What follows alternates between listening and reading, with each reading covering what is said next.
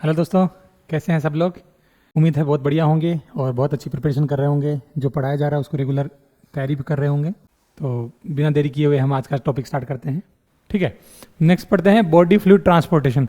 अच्छा, body fluid transportation पढ़ने से पहले हम बता दें कि बॉडी से जो फ्लूइड है वो ट्रांसपोर्टेशन कैसे कैसे होता है। हमने पानी पिया, पानी पीने के बाद में वो कैसे कैसे हमारे ऑर्गन्स के अंदर जाता है और कैसे वापस एक्सक्रीशन आउट होता है। तो इसका क्या क्या प्रोसेस होता है। तो बॉडी फ्लूइड ट्रांसपोर्टेशन कैसे कैसे हो सकता है। 3 इसकी प्रोसेस होती हैं। कौन कौन सी होती हैं। पहला होता है डिफ्यूजन, दूसरा होती है ऑस्मोसिस, थर्ड होता है फिल्ट्रेशन और नेक्स्ट होती है एक्टिव ट्रांसपोर्टेशन।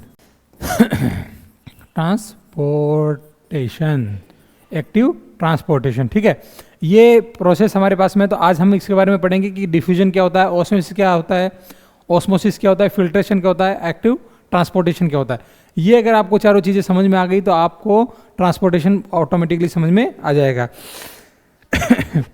ठीक है, तो पहले बात करते हैं बॉडी फ्लूइड की।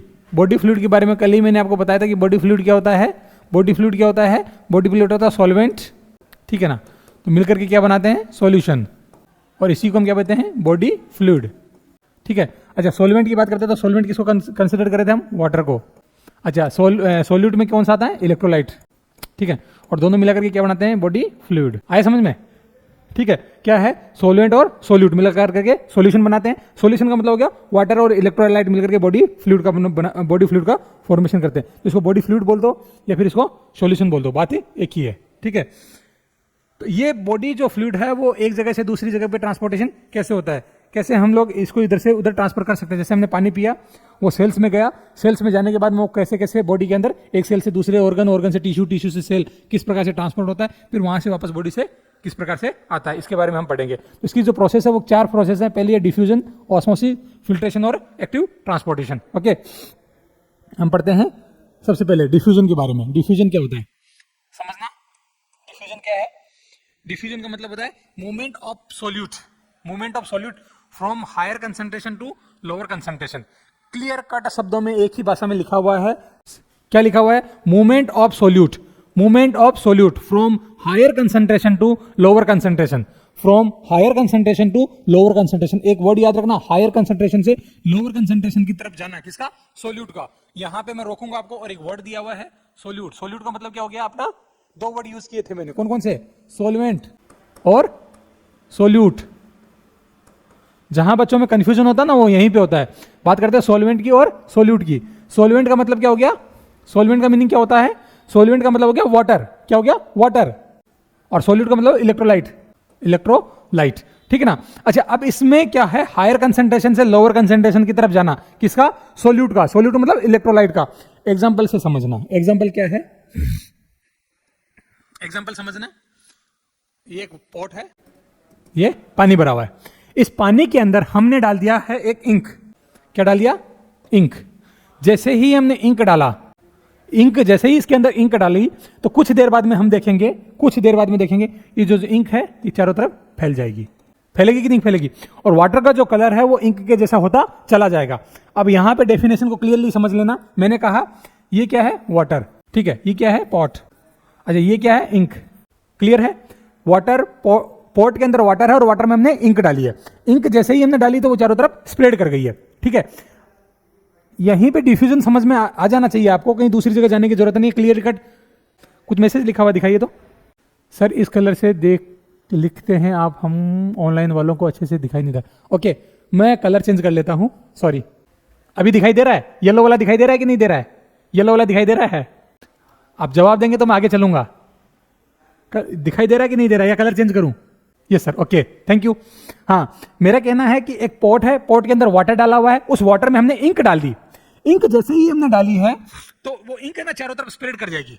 करेगी कि नहीं करेगी। जब वो स्प्रेड करेगी तो थोड़ी देर बाद में वाटर का जो कलर है वो चेंज होता चला जाएगा। ठीक है, वाटर का कलर चेंज होता चला जाएगा। अब कहानी यहां से सुनना। मैंने वहां लिखा, यहां पे अगर हम बोलेंगे तो ये क्या है, सॉल्वेंट, और ये क्या है, सॉल्यूट। ये क्या है, सॉल्यूट। अपनी डेफिनेशन समझना, मूवमेंट ऑफ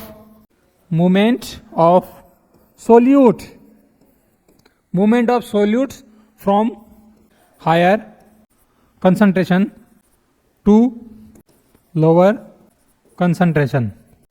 देखो यहां यूज किया है सोल्यूट, किसको? सोल्यूट, ठीक है ना। सोल्यूट है वो हायर कंसंट्रेशन, जैसे ही इंक डाली तो इंक क्या है? हायर कंसंट्रेशन, ज्यादा कंसंट्रेशन वाली है। पानी की कंपैरिजन में हायर कंसंट्रेशन किसमें है? इंक में। तो इंक क्या होगी? चारों तरफ स्प्रेड हो जाएगी। स्प्रेड हो रही है कि नहीं हो रही है? चारों तरफ स्प्रेड हो रही है कि नहीं हो रही है? तो क्या हो रहा है? हायर कंसंट्रेशन से लोअर कंसंट्रेशन की तरफ चले जाना। किसका? सोल्यूट का। सोल्यूट मतलब जो पानी में घुलनशील है। इंक क्या है? पानी में घुलनशील। तो ये क्या किया? ये चारों तरफ स्प्रेड हो गई है। तो इसी को हम क्या बोलते हैं? डिफ्यूजन।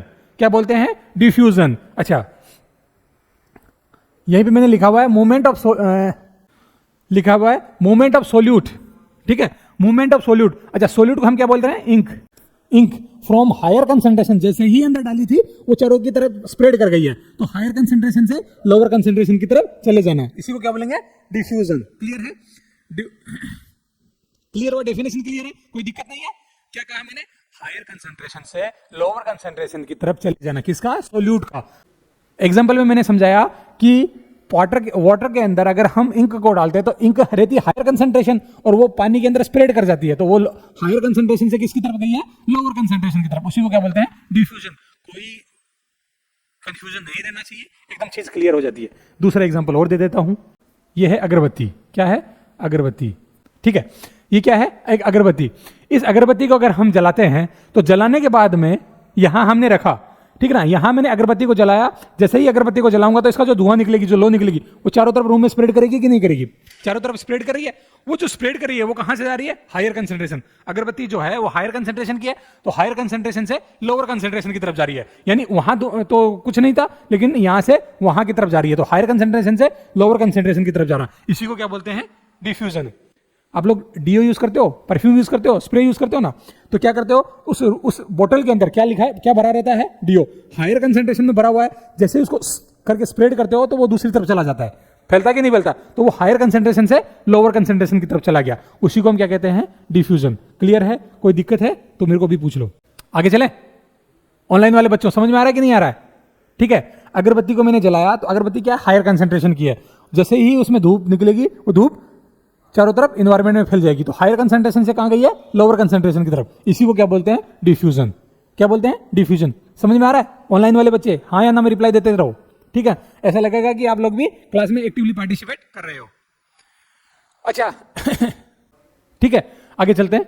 इसमें लिखा हुआ है in diffusion transparent membrane act as a permeable membrane. इसके अंदर अगर ट्रांसपेरेंट एक मेम्ब्रेन अगर हम लोग लगा देते हैं, रचना कुमारी समझ में आ रहा है? बस ऐसे रिप्लाई देते रहो। ये टीचर की एनर्जी बूस्ट करता है। आप जो रिप्लाई देते हो, कमेंट्स मारते हो ना, वो टीचर की एनर्जी बूस्ट करता है। उससे टीचर को डबल एनर्जी मिलती है कि चलो कुछ तो बच्चों को समझ में आ रहा है, ठीक है ना। ऐसे ही आप लोग रिप्लाई देते रहें, हम और अच्छे से एक्सप्लेनेशन करने की कोशिश आपके सामने करेंगे, ठीक है। मैंने कहा कि diffusion transparent membrane act as a permeable. उसके अंदर जो ट्रांसपेरेंट मेम्ब्रेन रहती है, उसके अंदर अगर मेम्ब्रेन लगा दिया तो वो परमेबल मेम्ब्रेन की, यानी वो वाटर को रोकेगी नहीं, वो आने जाने के लिए आने जाने में हेल्प करेगी, ठीक है ना। तो transparent membrane act as a permeable membrane, वो स्टॉप नहीं करेगी किसी फ्लूइड को, वो ट्रांसपोर्ट करने में हेल्प करेगी, अलाउ करेगी, ठीक है ना। आया समझ में? डिफ्यूजन क्लियर हुआ? चलो नेक्स्ट चलते हैं हम लोग ऑस्मोसिस पे। चलो नेक्स्ट चलते हैं ऑस्मोसिस। ऑस्मोसिस क्या है? ऑस्मोसिस क्या है? Movement of solvents. अब देखो यहां पे डेफिनेशन समझ में आ गई। वहां मैंने कहा था मूवमेंट ऑफ सोल्यूट, वहां क्या बोला था मैंने? Movement of solute. यहां पे देखना मूवमेंट ऑफ सोल्वेंट यानी water from lower concentration to higher concentration, ठीक है। क्या लिखा हुआ है? Movement of solvent. अब वाटर की बात कर रहे हैं, सोल्वेंट जहां समझ में वर्ड आ जाएगा वहां समझ लेना किसकी बात कर रहे हैं हम लोग? वाटर की बात कर रहे हैं। Movement of solvent from lower concentration to higher concentration.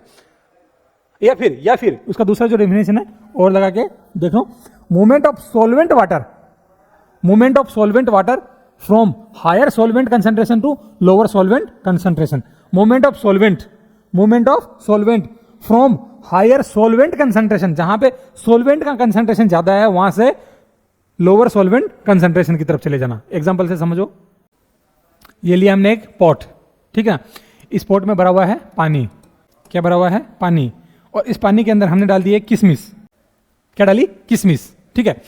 किशमिश डाली है। अब इस किशमिश को जैसे ही पानी के अंदर डालते हैं, इस किशमिश को जैसे ही हम लोग पानी में डालते हैं तो क्या कंडीशन आती है? ये किशमिश के अंदर क्या है? Higher amount of glucose. क्या है? Higher amount of glucose. और ये है वाटर, ठीक है ना। तो ये है हायर कंसंट्रेशन और ये है लोअर कंसंट्रेशन। हुआ कि नहीं हुआ? ग्लूकोज का अमाउंट किस तरफ ज्यादा है? इसमें ज्यादा है कि इसमें ज्यादा है? इसमें। तो अब क्या होगा कि सोलवेंट का, किसका? सोलवेंट का हायर कंसंट्रेशन से लोअर कंसंट्रेशन की तरफ चले जाना। किसका? सोलवेंट यानी वाटर का हायर कंसंट्रेशन से लोअर कंसंट्रेशन की तरफ चले जाना। या फिर दूसरी डेफिनेशन मैंने लिखवाई थी, क्या लिखवाई थी? देखो कहां गई? हायर सोलवेंट कंसंट्रेशन, ये पहले था from lower concentration to higher concentration. जो किशमिश है, किशमिश के अंदर क्या है? किशमिश जो है, किशमिश में लोअर कंसंट्रेशन है। किसका? वाटर का। वाटर जो है, वाटर का कंसंट्रेशन किधर में ज्यादा है? किशमिश में कम है और बाहर में ज्यादा है। ग्लूकोज का जो उसके अंदर क्या, किशमिश में क्या प्रेजेंट रहती है? ग्लूकोज। तो ग्लूकोज का अमाउंट किसमें ज्यादा है? किशमिश में ज्यादा है और बाहर में कम है। तो lower concentration to higher concentration की तरफ चले जाना। मूवमेंट ऑफ सॉल्वेंट, वाटर का लोअर कंसंट्रेशन से हायर कंसंट्रेशन की तरफ चले जाना। दूसरी डेफिनेशन आपको समझ में आ जाएगी, movement of solvent from higher solvent concentration. देखो यहां पे मैंने बताया हायर सॉल्वेंट कंसंट्रेशन, यहां पे सॉल्वेंट का, सॉल्वेंट ही नहीं वाटर, सॉल्वेंट का कंसंट्रेशन ज्यादा था और यहां पे कम था। तो हायर सॉल्वेंट कंसंट्रेशन से लोअर सॉल्वेंट कंसंट्रेशन की तरफ चले जाना ही क्या कहलाएगा? ऑस्मोसिस। क्या कहलाएगा? ऑस्मोसिस। एग्जांपल याद रह जाएगा? याद रहेगा कि नहीं रहेगा? क्या कहा मैंने कि हायर सॉल्वेंट कंसंट्रेशन से लोअर सॉल्वेंट कंसंट्रेशन की तरफ जाना। यहां पानी का अमाउंट ज्यादा था, किसमें में पानी का अमाउंट कम था, तो हायर सॉल्वेंट से लोअर सॉल्वेंट की तरफ चले जाना। या फिर लोअर कंसंट्रेशन से, सॉल्वेंट का लोअर कंसंट्रेशन से हायर कंसंट्रेशन की तरफ चले जाना। कैसे चली जाएगी? इस किशमिश के अंदर ग्लूकोज का अमाउंट ज्यादा है तो, और ग्लूकोज का अमाउंट वाटर के अंदर कम है, तो वो जो है लोअर से हायर की तरफ चली जाएगी। इसी को क्या बोलते हैं हम लोग? ऑस्मोसिस। क्या बोलते हैं? ऑस्मोसिस। नहीं आया समझ में? एग्जाम्पल दूसरा देता हूं। क्या एग्जाम्पल है? चाय सब पीते हैं? पीते कि नहीं पीते? हाँ सर चाय तो पीते ही हैं, बिना चाय के तो नींद ही नहीं खुलती है सुबह सुबह। ठीक है, तो और हम लोग चाय तो पीते ही। तो अब है ना, जब घर वालों ने पढ़ने के लिए पटना भेज दिया है तो चाय खुद को बनानी पड़ती है। हाँ सर बनानी पड़ती है। चाय खुद से बनाते हैं तो जब डब्बे में से चाय को निकालते हैं तो एकदम सूखी सूखी रहती है, एकदम छोटी सी रहती है। उसको चाय पत्ती को जैसे ही पानी में डालेंगे थोड़ी देर बाद में वो फूल जाएगी। फूलेगी कि नहीं फूलेगी? तो उसमें क्या हुआ, जो वाटर था वो वाटर लोअर कंसंट्रेशन से हायर कंसंट्रेशन की तरफ चला गया, या हाई सॉल्वेंट कंसंट्रेशन से लो सॉल्वेंट कंसंट्रेशन की तरफ चला गया। उसी को हम क्या बोलते हैं? ऑस्मोसिस। यही लिखा हुआ है, सॉल्वेंट का वाटर का हायर कंसंट्रेशन से लोअर कंसंट्रेशन की तरफ जाना। Example mannitol. सेरिब्रल इडिमा वाला जो पेशेंट होता है उसमें मैनिटोल दिया जाता है, ठीक है ना? एग्जांपल से समझना। ऑनलाइन वाले बच्चों आप भी समझना। ये क्या है? ब्लड वेजल्स, और ये क्या है? सेल, ठीक है ना? ये क्या है? ब्लड वेजल्स और ये है सेल। इसके अंदर फ्लूइड भरा रहता है, फ्लूइड भरा हुआ है सब जगह, ठीक है। अब हम क्या कर रहे हैं कि इसके अंदर इंट्रासेल्युलर फ्लूइड के अंदर सॉल्वेंट और सोल्यूट दोनों प्रॉपर अमाउंट में भरे हुए हैं कि नहीं भरे हुए हैं? भरे हुए हैं। इसके अंदर क्या होता है कि एल्बुमिन की कमी से, एल्बुमिन की कमी से, और एल्बुमिन क्या करता है? एल्बुमिन करता है आपके ऑन्कोटिक प्रेशर और ऑन्कोटिक प्रेशर को मेंटेन करने का काम करता है, ठीक है ना? ऑन्कोटिक प्रेशर को मेंटेन करने का काम करता है। तो क्या कंडीशन होती है कि जैसे ही एल्बुमिन की कमी हो गई है शरीर के अंदर, एल्बुमिन की जैसे ही कमी हो जाएगी तो एल्बुमिन, ये जो मैं ग्रीन ग्रीन निशान बना रहा हूं ना, ये सब क्या है? एल्बुमिन। क्या है? एल्बुमिन, ठीक है। अब मैं कहता हूं कि इस एल्बुमिन और वाटर की वजह से दोनों में कंसंट्रेशन आराम से बना हुआ है। एल्बुमिन की कमी से, जैसे ही एल्बुमिन की कमी आएगी, एल्बुमिन की कमी आएगी, एल्बुमिन की कमी आ गई मतलब सॉल्वेंट की कमी आ गई, तो अब क्या होगा कि सारा का सारा जो वाटर है वो यहां आना स्टार्ट हो जाएगा। आएगा कि नहीं आएगा? सॉरी, सारा का सारा जो वाटर, अब यहां पे जैसे ही सॉल्वेंट की कमी हो गई है तो सारा पानी इससे बाहर जाना स्टार्ट कर देगा। करेगा कि नहीं करेगा? क्योंकि एल्बुमिन जो था वो क्या करता था? कंसंट्रेशन को बना के रख रहा था। एल्बुमिन क्या करता था? कंसंट्रेशन को बना के रख रहा था। अब एल्बुमिन जैसे ही कम हो गया बॉडी के अंदर तो यहां पे कंसंट्रेशन कम हो गई है। अब जैसे ही कंसंट्रेशन कम हो गई तो फ्लूइड के साथ, फ्लूइड क्या करेगा? फ्लूइड चला जाएगा लोअर कंसंट्रेशन से हायर कंसंट्रेशन की तरफ, तो सारा का सारा जो फ्लूइड है वो बाहर की तरफ शिफ्ट हो जाएगा। और जैसे ही वो बाहर की तरफ शिफ्ट हो जाएगा तो कहां शिफ्ट होगा? वो एक्स्ट्रा सेल्युलर फ्लूइड में होगा कि नहीं होगा? एक्स्ट्रा सेल्युलर फ्लूइड में होगा। और उस एक्स्ट्रा सेल्युलर फ्लूइड की वजह से ही पेशेंट के अंदर क्या आना स्टार्ट हो जाएगा? इडीमा होना स्टार्ट हो जाएगा। क्या हो जाएगा? इडीमा हो जाएगा, ठीक है।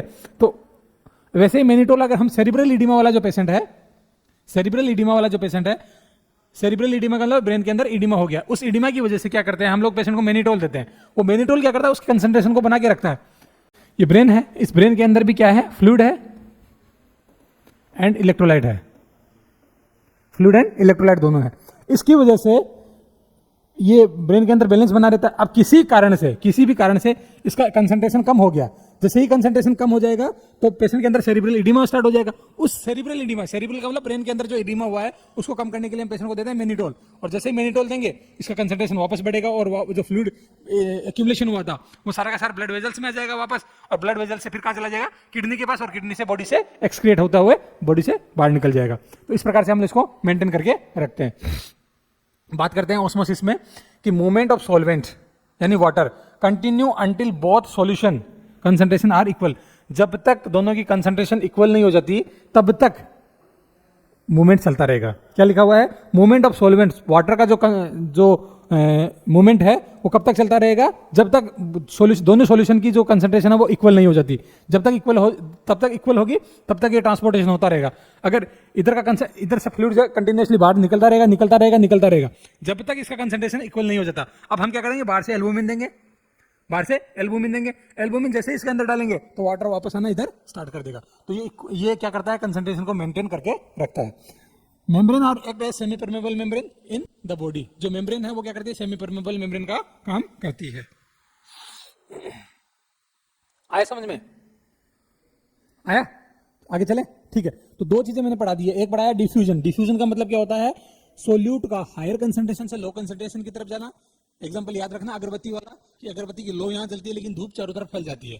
दूसरा बताया मैंने फिल्ट्रेशन। फिल्ट्रेशन का मतलब क्या हो गया, सॉरी ऑस्मोसिस। ऑस्मोसिस का मतलब होता है सोल्वेंट का यानी वाटर का लोअर कंसंट्रेशन से हायर कंसंट्रेशन की तरफ चले जाना, या फिर solvent water from higher solvent concentration to lower solvent concentration की तरफ चले जाना। इसी को क्या बोलते हैं, ऑस्मोसिस। एग्जांपल याद रखना किसमिस वाला या फिर मैनिटोल वाला। चलो नेक्स्ट चलते हैं, और है फिल्ट्रेशन। नेक्स्ट है फिल्ट्रेशन। फिल्ट्रेशन का मतलब क्या होता है, movement of solute and solvent. Movement of solute and solvent. अब इस बार दोनों का है, सोल्यूट का भी है और सॉल्वेंट का भी है। Movement of solute and solvent from higher hydrostatic pressure to low hydrostatic pressure. Sir ये क्या वर्ड आ गया, हाइड्रोस्टैटिक प्रेशर नहीं समझ में आ रहा सर। कोई बात नहीं, अभी समझा देते हैं। ये क्या है, ब्लड वेजल्स हैं, ठीक है ना। ब्लड वेजल्स हैं, यहाँ पे आर्टरियल एंड है, ये आर्टरियल एंड है, और ये वीनस एंड है। आर्टरियल एंड और वीनस एंड क्या होता है ना, कि आर्टरी और वीनस दोनों आपस में इंटरकनेक्टेड होती हैं। वो पहले आर्टरी रहती है, फिर वो आर्टरियल्स में कन्वर्ट होती है, फिर कैपिलरीज में कन्वर्ट होती है, फिर वो कैपिलरीज जो है विनोसिस में कन्वर्ट होती है, फिर विनोस जो है वो वीनस में कन्वर्ट होती है। तो एक दूसरे से इंटरकनेक्टेड रहती है, ठीक है। अब इस पे दो प्रकार का प्रेशर लगता है। कौन कौन सा, एक प्रेशर लगता है हाइड्रोस्टैटिक प्रेशर, एक होता है ऑन्कोटिक प्रेशर। एक होता है हाइड्रोस्टैटिक प्रेशर और दूसरा होता है ऑन्कोटिक प्रेशर। अच्छा क्या होता है हाइड्रोस्टैटिक प्रेशर और कौन होता है, क्या होता है ऑन्कोटिक प्रेशर, बता देता हूं। इसके अंदर फ्लूइड कंटिन्यूअसली बहता रहता है, ठीक है। इस फ्लूइड के द्वारा इस वेन के ऊपर, इस वेजल्स के ऊपर प्रेशर लगाया जाता है। क्या लगाया जाता है, प्रेशर लगाया जाता है, उसको बोलते हैं हाइड्रोस्टैटिक प्रेशर। क्लियर है। वेजल्स के अंदर बहने वाला फ्लूइड के द्वारा उसकी वॉल्स पे लगाया गया प्रेशर ही क्या कहलाता है, हाइड्रोस्टैटिक प्रेशर कहलाता है, ठीक है ना। वैसे ही इसके बाहर में भी इंटरस्टिशियल फ्लूइड प्रेजेंट होता है कि नहीं होता है। उस इंटरस्टिशियल फ्लूइड के द्वारा उस वेजल्स पे जो प्रेशर लगाया जाता है उसी प्रेशर को क्या बोलते हैं, ऑन्कोटिक प्रेशर बोलते हैं या ऑस्मोटिक प्रेशर बोलते हैं। ऑन्कोटिक प्रेशर बोलते हैं या फिर ऑस्मोटिक प्रेशर बोलते हैं। ठीक है, आया समझ में। अब हाइड्रोस्टैटिक प्रेशर मतलब, हाइड्रोस्टैटिक का मतलब हो गया वेजल्स के द्वारा लगाया गया प्रेशर। ऑन्कोटिक प्रेशर या ऑस्मोटिक प्रेशर क्या होता है, जो वेजल्स के ऊपर बाहर से जो प्रेशर लगता है उसको क्या बोलेंगे, ऑन्कोटिक या ऑस्मोटिक प्रेशर। अब याद रखो दो तीन चीजें। ये आर्टरी अपनी आर्टरी है, ठीक है ना। ये आर्टरी अगर जाकर के किस में कन्वर्ट हो जाती है, वेंस में। किस में कन्वर्ट हो गई है, वेंस में। तो आर्टरी और वेंस दोनों को एक साथ में पढ़ा देते हैं। ये क्या, आर्टरियल एंड, ये आर्टरी एंड और ये वीनस एंड। याद रखना मैंने कहा दो प्रेशर, कौन कौन से, एक हाइड्रोस्टैटिक प्रेशर, एक ऑन्कोटिक प्रेशर। कैपिलरीज के एंड पर, कैपिलरीज के एंड पर जो हाइड्रोस्टैटिक प्रेशर रहता है, हाइड्रोस्टैटिक जो प्रेशर रहता है वो रहता है ज्यादा, ठीक है। हाइड्रोस्टैटिक प्रेशर रहता है ज्यादा और ऑन्कोटिक प्रेशर रहता है कम, ठीक है। कहां पे, आर्टरियल एंड पे। आर्टरियल एंड के ऊपर क्या रहता है, हाइड्रोस्टैटिक प्रेशर रहता है ज्यादा। कितना रहता है, 35 mmHg, ठीक है। और ऑन्कोटिक प्रेशर कितना रहता है, ऑन्कोटिक प्रेशर रहता है 25 mmHg। क्लियर है। उसकी वजह से ऑन्कोटिक प्रेशर यानी ऊपर से आने वाला प्रेशर, हाइड्रोटिक प्रेशर यानी नीचे से जाने वाला प्रेशर, उस प्रेशर की वजह से क्या होता है कि जो फ्लूइड है वो बाहर की तरफ निकलना स्टार्ट हो जाता है। कहां पे? आर्टरियल एंड पे। मूव करेगा कि नहीं करेगा? फ्लूइड है जो बाहर की तरफ मूव कर जाएगा। क्लियर है? समझ में आ रहा है? अरे ऑनलाइन वाले बच्चों तुम भी बोलो, समझ में आ रहा है कि नहीं आ रहा है? ठीक है, तो ये फ्लूइड है वो बाहर की तरफ निकलना स्टार्ट कर देगा। जैसे ही वीनस एंड आएगा, जो वीनस एंड आएगा तो उस पर जो हाइड्रोस्टैटिक प्रेशर है वो हो जाएगा कम, वो हो जाएगा कम, और ऑन्कोटिक जो प्रेशर है वो रहेगा ज्यादा। कितना रह जाएगा? ये रह जाएगा 15 mmHg और ये रहेगा 25 mm। अगर मैं बात करूं तो यहां पे प्लस में 10 mmHg ज्यादा है और यहां पे माइनस में -10 mmHg कम है। अब क्या होता है? अच्छा, जैसे आपने ना नेफ्रोटिक सिंड्रोम के बारे में पढ़ा होगा, बढ़िया एग्जांपल है उसका। क्या होता है ना, इधर से आर्टरीज आती हैं, इधर चली जाती है, आर्टरील्स आती हैं और इसके द्वारा चली जाती है। ये अफरेंट आर्टरी रहती है, इफरेंट आर्टरी रहती है। यहाँ पे रहता है फिर वोमन कैप्सूल, इस प्रकार से वोमन कैप्सूल रहता है कि नहीं रहता? अब जैसे ही फ्लूइड यहाँ से आता है, फ्लूइड इधर आता है और इधर की तरफ चला जाता है। ये इसकी जो लेंथ रहती है ना, इसकी जो मोटाई रहती है वो ज़्यादा रहती है इसकी कंपैरिजन में, तो उसमें जो प्रेशर है वो इस पे पड़ता है। उस प्रेशर की वजह से सारा का सारा जो फ्लूइड है वो कहाँ जाता है? वोमन कैप्सूल में आ जाता है। फिल्ट्रेशन वहीं समझ में आएगा बहुत बढ़िया से। ठीक है, तो सारा का सारा फ्लूइड कहाँ जाता है? वोमन कैप्सूल में। फिर यहाँ से फ्लूइड जो वापस है वो, ठीक है, यहाँ पे कंटिन्यूसली ब्लड वेजल्स है वो चलती रहती हैं। तो जैसे ही प्रेशर बढ़ेगा तो सारा का सारा फ्लूइड कहाँ आ जाएगा? फिर ये वापस इसमें एक्सक्रीट होना स्टार्ट हो जाएगा। तो इस प्रकार से जो फ्लूइड है इसका यहाँ प्रेशर कम होने की वजह से सारा का सारा प्रेशर कहाँ पड़ता है? इस पे। इस प्रेशर की वजह से के अंदर फ्लूइड सारा का सारा आता है। तो जो फिल्ट्रेशन है वो किडनी जब आप पढ़ोगे उसके अंदर बहुत बढ़िया से समझ में आ जाएगा आप लोगों को। अपन यहीं पढ़ रहे थे। तो ये क्या था? Arterial and. ये डायग्राम बनाते चले जाना, जो डायग्राम है वो बनाते हुए चले जाना। तो इसमें मैंने कहा कि हाइड्रोस्टैटिक प्रेशर क्या हो गया? ज्यादा। उस हाइड्रोस्टैटिक प्रेशर ज्यादा होने की वजह से फ्लूइड सारा कहाँ चला गया है? बाहर में। बाहर क्या है? सेल्स है। तो सारा का सारा फ्लूइड कहाँ चला गया है? बाहर में। अब जैसे ही वीनस एंड स्टार्ट होगा तो वीनस एंड में हाइड्रोस्टैटिक प्रेशर कम हो गया, उसकी वजह से सारा का सारा फ्लूइड कहाँ जाएगा? वापस वेन्स के अंदर। तो इस प्रकार से ये दोनों आपस में मेंटेन करके रखते हैं। तो इसी को क्या बोलते हैं हम लोग? फिल्ट्रेशन। क्या बोलते हैं? फिल्ट्रेशन। तो यही लिखाया हुआ है। डायग्राम समझ में आया कि नहीं आया? ये डायग्राम समझ में आया कि नहीं आया? डायग्राम को बना लेना, बिना इस डायग्राम को बनाए हुए आपको नहीं समझ में आने वाला है। ठीक है, तो हाइड्रोस्टैटिक प्रेशर, ऑन्कोटिक प्रेशर दोनों समझ में आया?